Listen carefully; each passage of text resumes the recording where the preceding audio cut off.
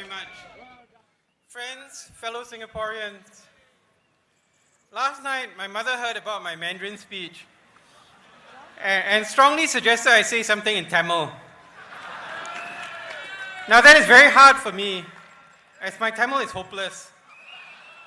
I did Chinese as a second language, 华语是我的第二语文.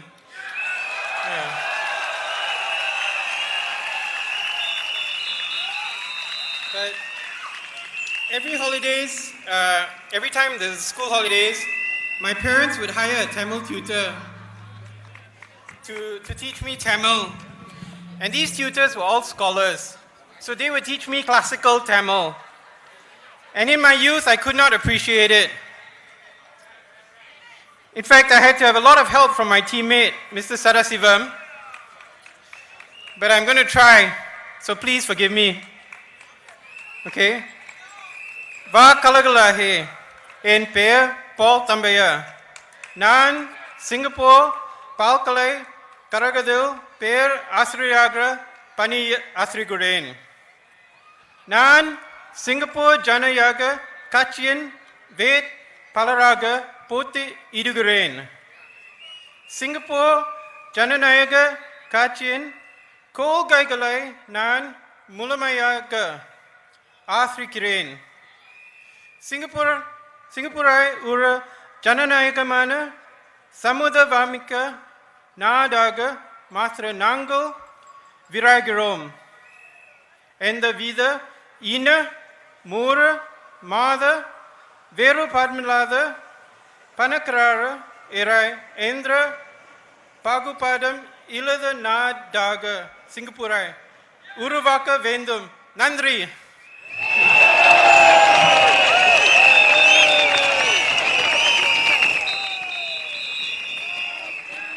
Okay, Mom, so I tried.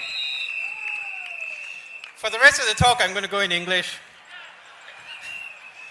Okay, before I go into the substance of my talk, I'd like to review some of the points raised by the PAP during their rallies last night. As you know, the SDP has decided to run a clean and fair campaign.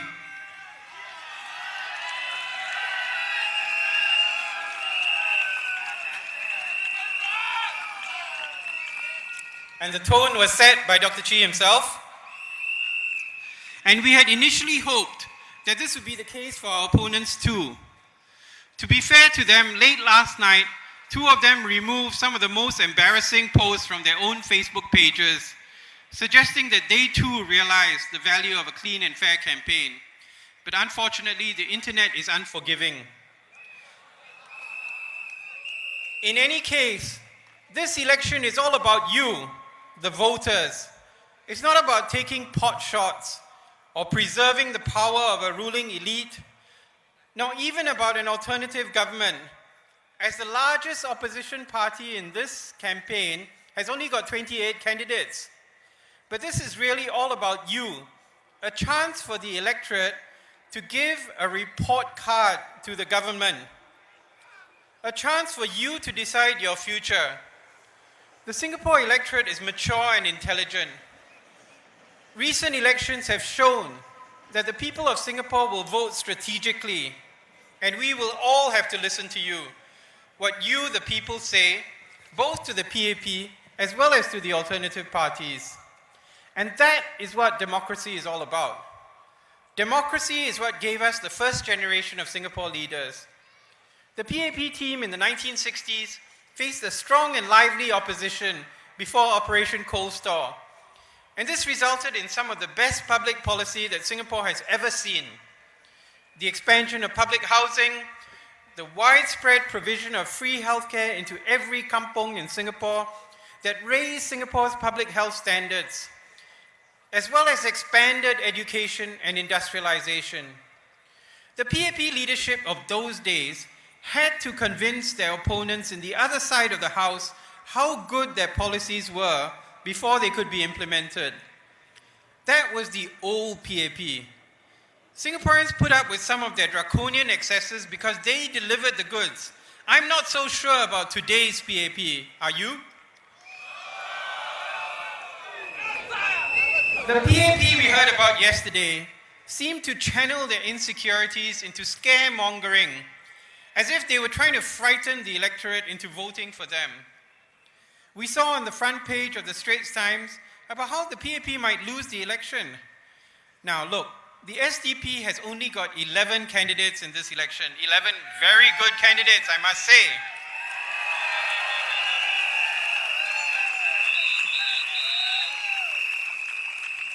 We aim to be your voice in Parliament, to get into Parliament, to ask good questions, to demand transparency and accountability, like Dr. Wong Suk Yi talked about, from the PAP government.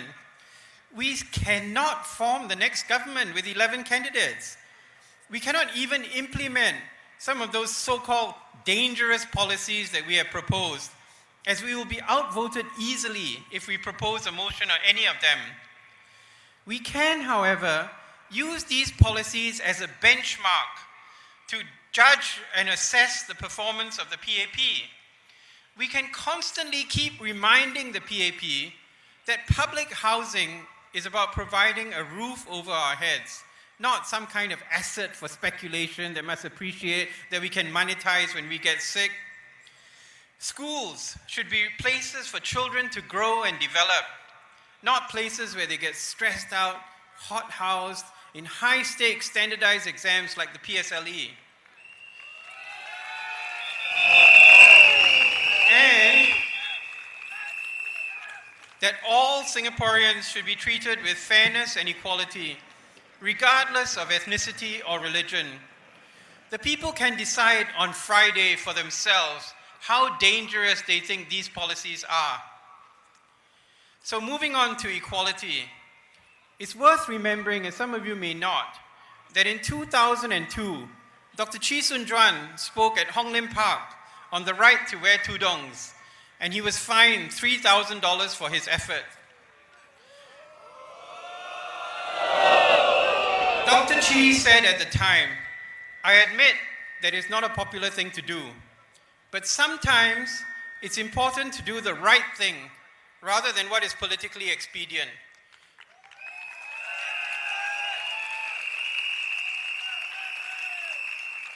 We are Singaporeans, first and foremost, and what is unfair to Singapore Malays is also unfair to all Singaporeans.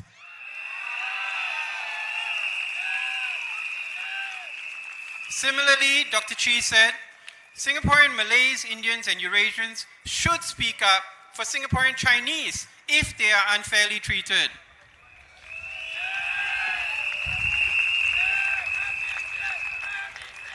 That commitment to a truly multiracial and diverse Singapore is one of the reasons why I joined the SDP. In our hospitals, we've got doctors, ward clerks, and many allied health professionals wearing the hijab and serving with distinction. It's hard to understand why nurses cannot. In fact, as my teammate Daman pointed out earlier on last week, Madam Halima, Dr. Intan, and Madam Rahayu look so distinguished in their white tudungs. In fact, they look like angelic nurses. Last night, there was also a vigorous defense of the 6.9 million population target, with Minister Balakrishnan being quoted as saying, "My greater fear is that our population will never reach much beyond 6 million, because if your fertility rate is low and your economy is not booming and people don't want to come, you won't have a problem of worrying about 6 million. The greater threat is stagnation, aging, and shrinking." Putting aside the alarmist scenarios, I personally think that the minister needs to spend more time in the real world instead of home visits once every 4 to 5 years.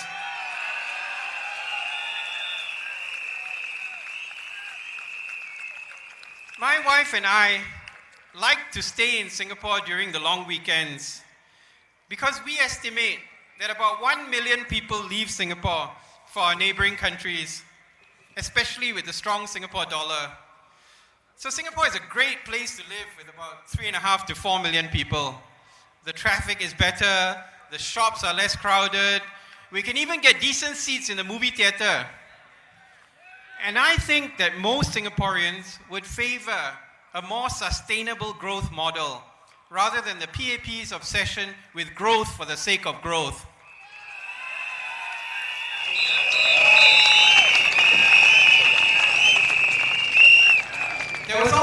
concern in the rallies about the SDP's healthcare plan and about how this would erode our defense capability. As I mentioned yesterday, we want smart defense spending, where programs such as the F-35, this is the fighter plane which some people have called the plane which cannot fight, can be scrutinized and evaluated. But today, I think we should consider an even greater shift. We recognize that Singapore needs to have a very highly publicized, large budget defense figure to send a message to any would-be aggressors, which Mr. D'Souza was asked about last night. One way to do that, while protecting the lives and well-beings of all Singaporeans, would be to put the Ministry of Health under the Ministry of Defense, total defense.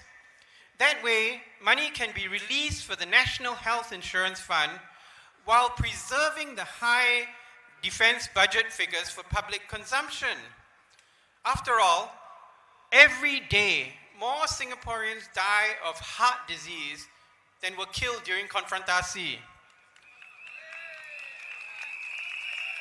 Every year, more Singaporeans die of cancer than died during the Japanese occupation. We need to defend our citizens against threats, both external to the body and internal. I know that this is quite unheard of anywhere in the world, but in our unique Singapore, we should not be afraid of taking bold steps for the good of our people. While the cultures of the two ministries are also quite different, I know many people in MOH who would relish the resources and efficiency of MINDEF. Finally, this afternoon at the Boat Quay rally, we saw the image of someone carrying a carrot. It struck a chord in many people, a giant orange carrot. Many people are afraid that if the PAP loses an SMC or GRC, that amenities will be withdrawn.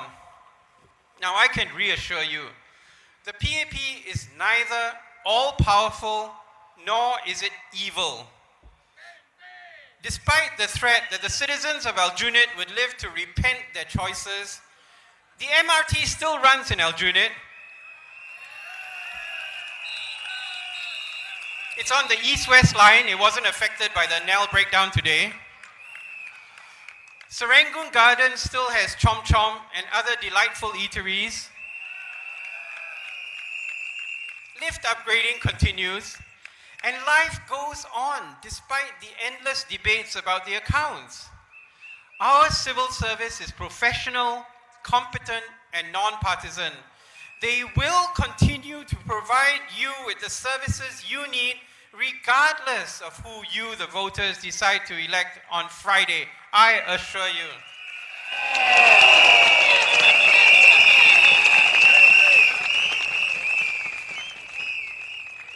This election, however, is about more than policies and programs.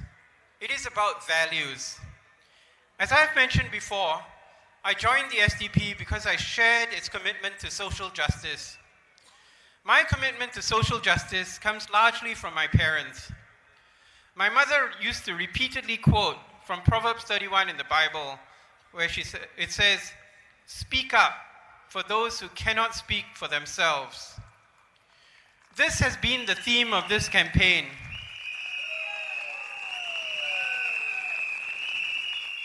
Many people have contacted us through this week and last week with their stories, which have often been heartbreaking. I would like to say to all of you who have shared your stories with us, I wish we could speak up for all of you, but we only have 9 days for this campaign. We promise that if we are elected, we will continue to speak up and ask good questions in Parliament.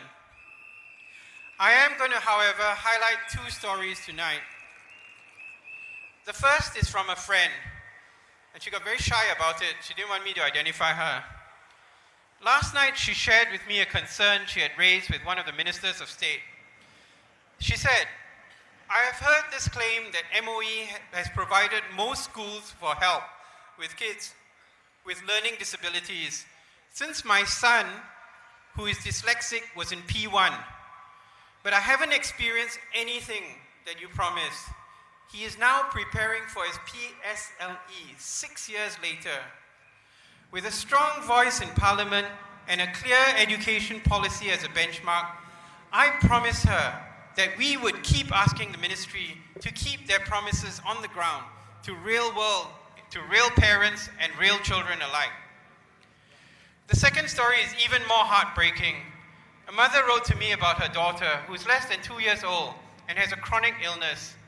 She needs specialized medical therapy, which costs about $5,000 to $8,000 a month. The treatment is given in most places as an outpatient. But if this was the case here, the parents cannot use their own MediSave or MediShield, or even MediShield Life when it kicks in later this year. The hospital has been very good and has tried to work something out for them, but they keep failing the means test, which would give them access to MediFund. They, like so many Singaporeans, are caught in between. They are not poor enough to qualify for the complicated means-tested assistance schemes. At the same time, they're not rich enough to be able to comfortably deal with these very high medical bills. As I've said before, Singapore has very good medical care. In another Southeast Asian country, this child would not have survived. But the child is doing well. But the family has spent a lot of their savings, and they're trying very hard to provide the best for her while not neglecting her older siblings. The mother came to the rally at Toh Guan Road last night and spoke to me. She volunteered to come on stage tonight. But this afternoon, however, she sent me a message. She said she was struggling with this. And so I said it was all right. I would just tell her story and she doesn't need to worry. She replied poignantly, and I quote, "It's not okay. Suffering, and don't even dare to complain. It's really very painful." She's here in the audience tonight, and I promised her that I would tell her story regardless. And if elected, we would continue to raise these voices and messages in Parliament.